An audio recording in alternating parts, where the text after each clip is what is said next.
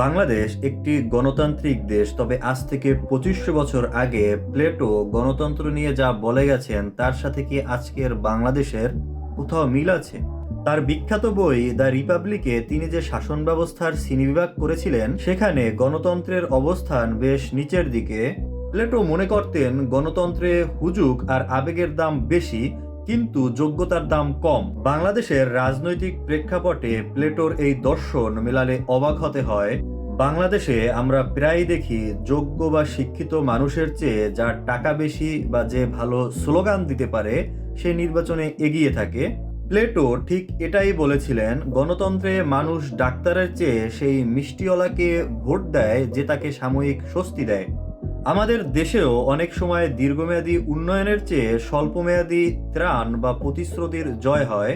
প্লেটোর ভয় ছিল গণতন্ত্রে মানুষ যখন চরম স্বাধীনতা পায় তখন সেখানে বিশৃঙ্খলা বা অরাজকতা তৈরি হয়।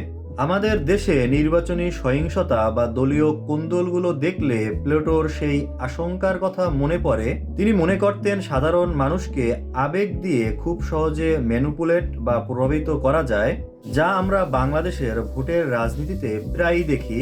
যেমনটা সামান্য কিছু টাকার মাধ্যমে ভোট ক্রয় করে নেওয়া বা সিঙ্গারা অথবা কোক খাইয়ে ভোট আদায় করা। প্লেটো বলেছিলেন গণতন্ত্রের চরম বিশৃঙ্খলা থেকেই একজন ত্রাণকর্তা বা স্বৈরশাসকের জন্ম হয়।